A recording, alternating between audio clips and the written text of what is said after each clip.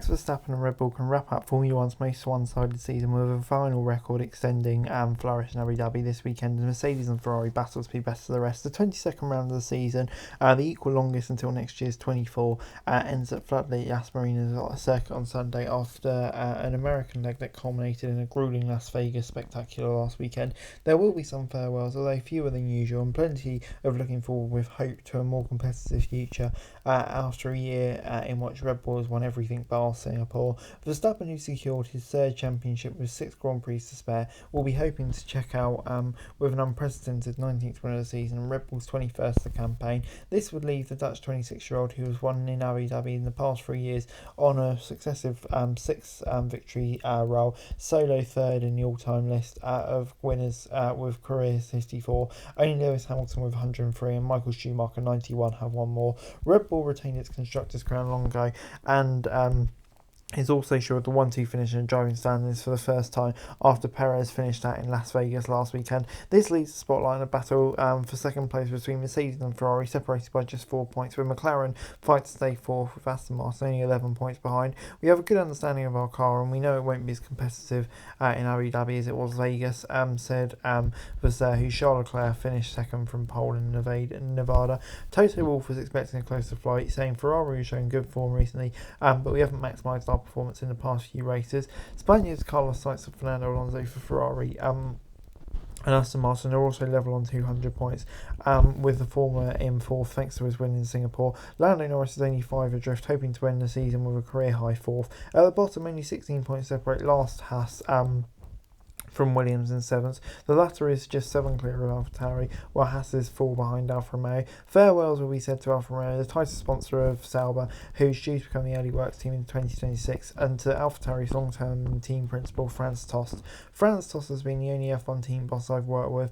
I've been fighting for him this year, and I really want to beat Williams following his last race. I appreciate what he's done, said Yuki Tsunoda. The only driver yet to be confirmed in 2024 is Logan Sargent at Williams, and yeah, he'll be determined to end the season high. Friday's full practice will feature lots of different drivers due to the rules on rookies having to take one session. Both Red Bull drivers will sit out with Formula E champion Jake Dennis and F2 prospect Isaac Hadjar replacing them. Zach O'Sullivan will make his Grand Prix debut for Williams as well. The main story in the paddock on Thursday kind of centres around Lewis Hamilton and Christian Horner. He said this, she said that kind of thing, with Horner, I think, initially claiming that Hamilton's dad had asked him about a Red Bull seat. Hamilton says that didn't happen. It was Horner who texted him. Either way, what we know is that Lewis Hamilton is definitely going to be a Mercedes driver in 2024. He's not going to Red Bull, as much as we'd all love to see that. Hamilton Verstappen battle, imagine that with the most dominant car in F1 history. That would be quite something.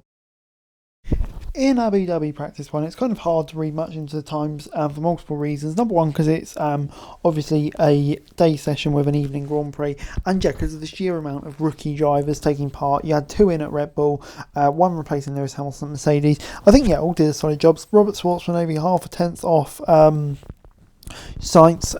Drugovic second place was extremely impressive. So yeah, a lot of interesting performances out there.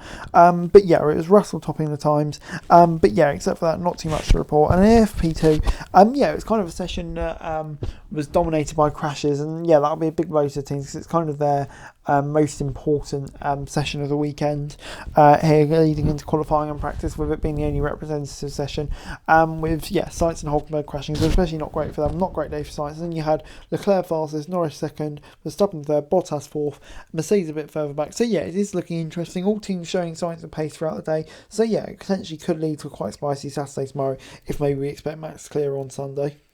And finally, before I go, my predictions for this weekend. For all time's sake, I'm going to say it'll be a pole and win for Max Verstappen.